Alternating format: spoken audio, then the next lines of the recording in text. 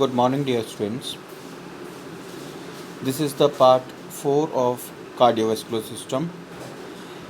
Within the part 1, we have discussed about the introduction of heart, the presentation, position, and ligation of heart, and complete introduction of cardiovascular system, and the structure of heart wall. And within the part 2, we have discussed about the chambers of heart and the valves of heart. And within the part 3 we have discussed about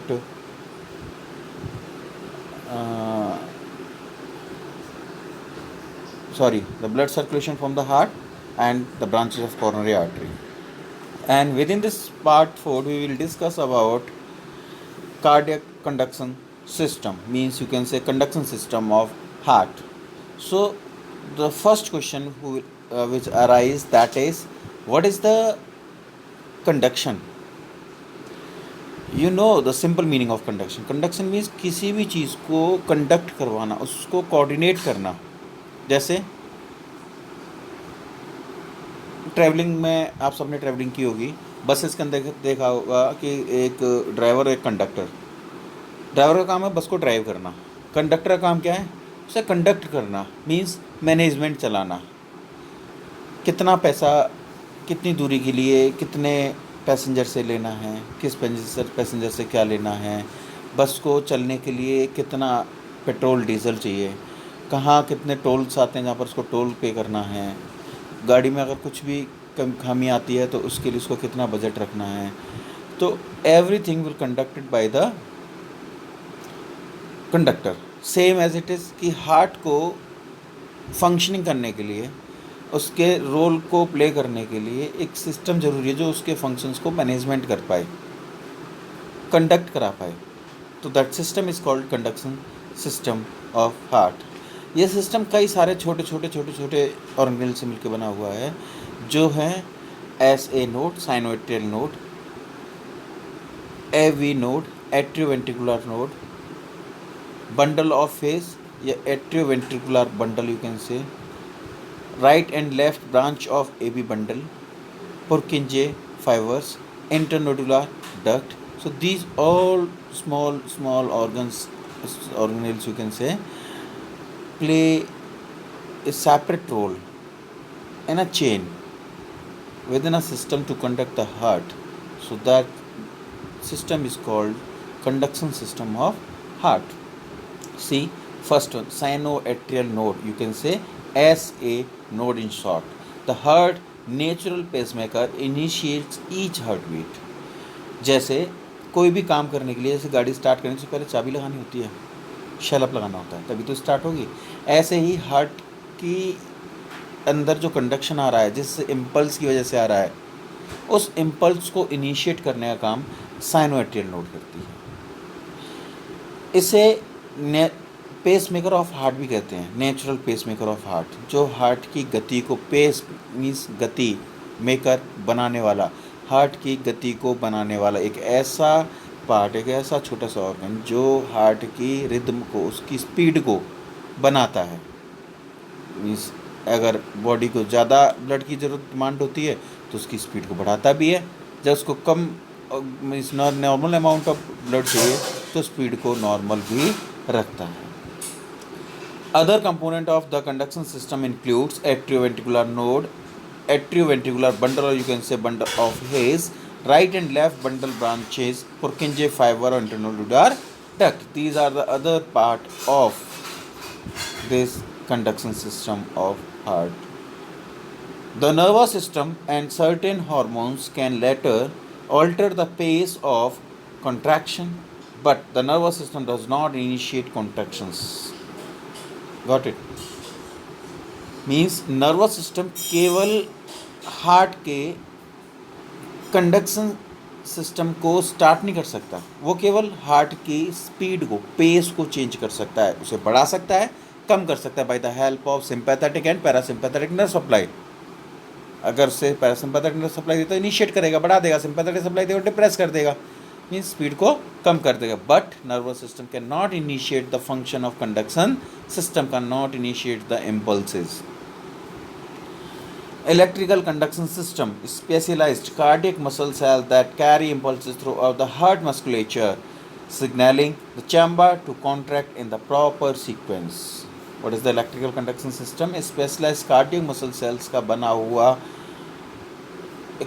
component structure that carry impulses throughout the heart musculature. जो heart के complete musculature part में जो muscle से मिलकर के बना हुआ है उस हिस्से में उन इलेक्ट्रिकल इम्पल्सेस को कन्वे करता है, ट्रांसफ़र करता है, signaling the chambers to contract in the proper sequence. और हार्ट के एवरी चैम्बर को, चाहे वो राइट एट्रियम हो, लेफ्ट एट्रियम हो, राइट वेंट्रिकल हो, लेफ्ट वेंट्रिकल हो, इनके मस्कुलर स्ट्रक्चर, इनके मायोकार्डियम लेयर के अंदर इस इलेक्ट्रिकल इम्पल्स को भेजकर और उन चारों चैम्बर्स को प्रॉपर सीक्वेंस के साथ, कब एट्रियम्स को कॉन्ट्रैक्ट होना है, कब वेंट्रिकल्स को कॉन्ट्रैक्ट होना है, इनको एक प्रॉपर सीक्वेंस में कॉन्ट्रैक्ट करवाता है। That system is called electrical conduction system. You can see in the diagram, this is the outline diagram of conduction system. This first one dot is called SA node, second one dot is called, this circle is called AV node, and then one structure who enter in the septum is called bundle of His. Then bifurcated in two branches are called branch of AV bundle, and small thread like structure also attached with these branches are called Purkinje fibers. You can see in another diagram, you can see the placement of these structure. SA node, first one yellowish circle is the sinoatrial node or pacemaker of heart. You can say SA node. It's present in the right atrium. You can say in the next slide we will discuss about the exact presentation of this SA node. Then AV node or bundle AV node, internodular duct also will be there. Next one is the bundle of His or atrioventricular bundle, you can say. Then AV bundle branches, right and left AV bundle branches, then Purkinje fibers. So these are the component of conduction system of heart. First one is the SA node. You can see in the diagram the red dot is indicating the SA node of the heart. See, conduction system component आप देख चुके हो. Repeat again, SA node, you can say sinoatrial node. But what is the SA node? Sinoatrial node. It is a specialized piece of mass जो कि special type of muscle से बना हुआ है. ना ही इसमें कार्डियक मसल टिश्यूज़ हैं, ना ही एपिथेलियल टिश्यूज़ हैं, ना ही इसके अंदर फाइब्रस और कनेक्टिव टिश्यूज़ हैं. स्पेशलाइज्ड पीस ऑफ मास जो एक स्पेशलाइज्ड टाइप ऑफ मसल से मिलकर के बना होता है. एंड इसका काम होता है इलेक्ट्रिकल इम्पल्सेस को इनिशिएट करना, जनरेट करना, प्रोड्यूस करना by the help of sodium potassium pump. If we will talk about the presentation of SA node, so you can say SA node is present in the wall interior in the wall of the right atrium at the interior surface or interior lining layer on the posterior wall or just below the superior vena cava's opening. Means heart के posterior wall की inner surface पर superior vena cava की opening के just नीचे. Repeat again, heart की posterior wall के inner surface पर जहाँ पर सुपीरियर वेना केवा की ओपनिंग होती है उसके जस्ट नीचे एक छोटा सा पीस ऑफ मास प्रेजेंट होता है. This piece of mass is called sinoatrial node. Basic impulse generative rate, you can say SAT's basic rate is 70 to 80 impulses per minute in the normal pacemaker. ये rate किसकी है? जो normal pacemaker means normal SA node है. अगर उसके अंदर कोई variation आ रही है, नर्वस सिस्टम स्टिमुलेशंस कम या ज़्यादा हो रहे हैं तो वो वेरिएट होती रहती है. Impulse from SA node to atria. अब जो SA नोड है, साइनोएट्रियल नोड है, इससे निकलने वाली इम्पल्सेस कहाँ जाती हैं? उनका रोल क्या होता है? वो जितनी भी इम्पल्सेस निकलती हैं सारी की सारी इम्पल्स आती हैं एट्रियम्स के अंदर, राइट और left both atriums. Impulses also to AV node via internodal pathway called internodular duct. अब ये जो इम्पल्स हैं जो दोनों एट्रियाज के अंदर स्प्रेड हुई हैं, देखो पहले हमारे पास ऐसे नोड था जो कि राइट एट्रियम की पोस्टीरियर वॉल पे लगा हुआ है, वहाँ से वो स्पेशलाइज पीस ऑफ मास है जिसके अंदर सोडियम पोटेशियम पंप कन्वे होता है, जिसकी वजह से वहाँ पर पोलराइजेशन होता है।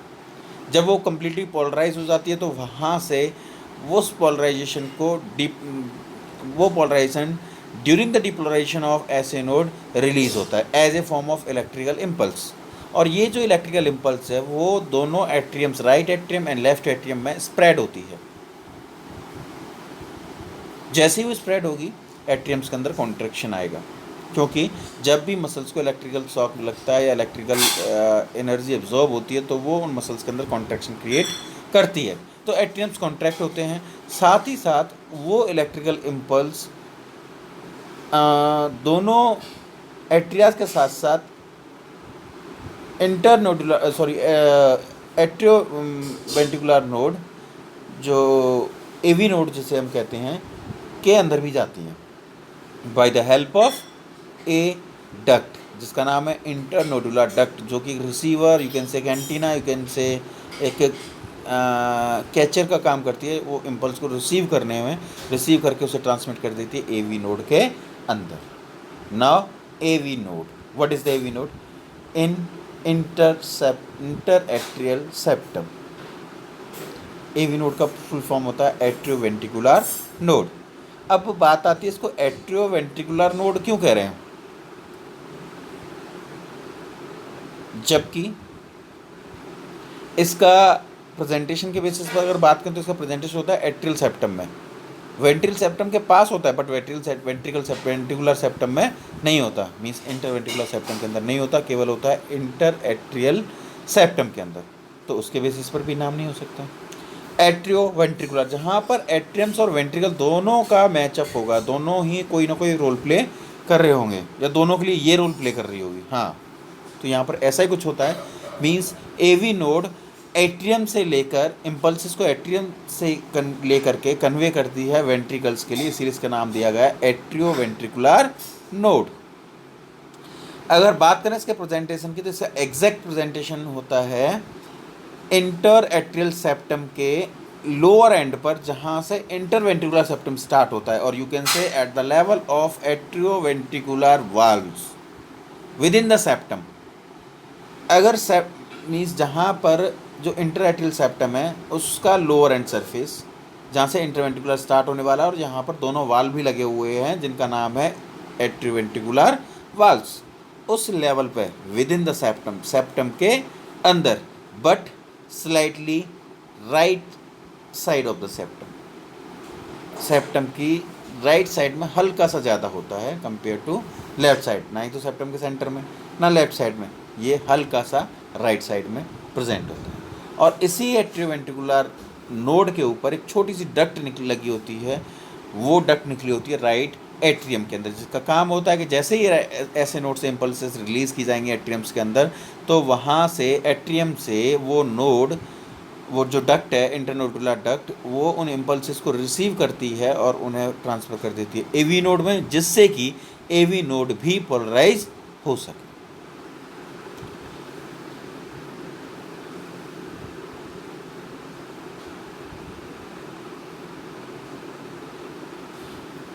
ऐसे node through AV bundle, means ऐसे नोड से इम्पल्स जाती हैं एवी नोड में और एवी नोड से जाती हैं एवी बंडल, और यू कैन से बंडल ऑफ हिस में। सबसे पहला काम क्या था, ऐसे नोड थी, उसने अपनी खुद की इम्पल्सेस बनाई, रिलीज़ किया एट्रियम्स के अंदर, उन्हीं इम्पल्सेस को इंटरनोडुलर डक्ट ने रिसीव किया और ट्रांसफ़र किया एवी नोड में, जिससे कि एवी नोड पोलराइज हो गई। अब जैसे ही एवी नोड डिपोलराइज होगी तो ये इम्पल्सेस ट्रांसफर हो जाएंगी बंडल ऑफ हिस में या फिर एवी बंडल, एट्रियोवेंट्रिकुलर बंडल के अंदर, तो इनटू इंटरवेंट्रिकुलर सेप्टम। अब इंटरवेंट्रिकुलर बंडल, एट्रियोवेंट्रिकुलर बंडल या फिर एवी बंडल या यू कैन से बंडल ऑफ हिस की अगर प्रेजेंटेशन की बात करें तो ये भी सेप्टम के अंदर ही प्रेजेंट होता है, बट एवी नोड थी इंटर एट्रियल सेप्टम के अंदर और एवी बंडल या बंडल ऑफ हिस प्रेजेंट होता है इंटरवेंट्रिकुलर सेप्टम के सुपीरियर एंड पर, ऊपर की तरफ। And this AV bundle is into two branches, right AV bundle branch और left AV bundle branches.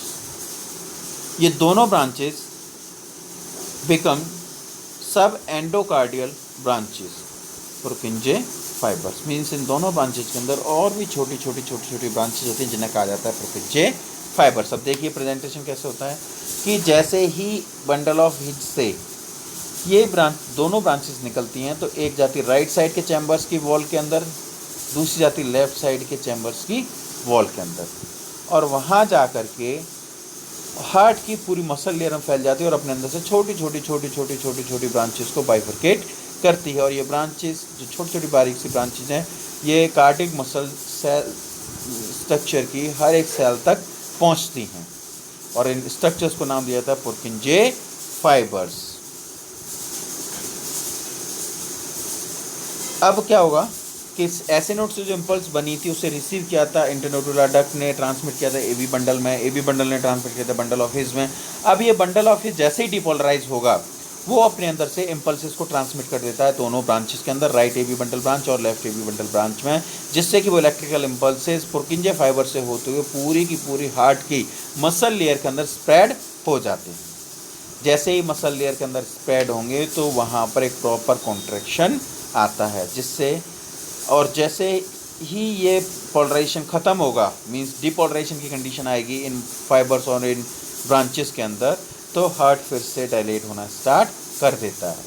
Again फिर से जैसे ही पोलराइजेशन आएगा फिर कॉन्ट्रैक्शन होगा और फिर डिपोलराइजेशन होने पर ये फिर से डायलेट होना स्टार्ट कर देगा. इस तरह से हार्ट कंटिन्यूसली कॉन्ट्रैक्ट और डायलेट होता रहता है और बीट्स आती रहती है. सो इस तरह से हमारा जो कंडक्शन सिस्टम है वो हार्ट को कंडक्ट करता है उसके फंक्शंस को रोल प्ले करने, उसको फंक्शंस को प्ले करने में.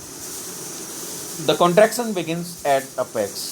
जो कॉन्ट्रैक्शंस हैं वो कहाँ से बिगिन होते हैं? अपेक्स से. कौन से स्ट्रक्चर में? वेंट्रिकल्स के अंदर. हमने अपेक्स और बेस दो पार्ट पढ़े थे हार्ट के. अपेक्स जो डायफ्राम के ऊपर अटैच्ड होता है कॉन्सेप्टिव पोर्शन. तो सबसे पहले जैसे पुरकिंजे फाइबर्स में करंट इलेक्ट्रिसिटी या जो इम्पल्स फैलती है तो उसकी वजह से जो कॉन्ट्रैक्शन आते हैं those will come first of all with in the apex part of the ventricles. Next one. So this one is the conduction system of heart, and next topic is the cardiac cycle. So in the next lecture or within the next class we will discuss about the cardiac cycle and steps of cardiac cycle. And dear students, if you have any doubt in the conduction system of heart, you can drop your question within the comment box. I will try to reply your all questions. Thank you.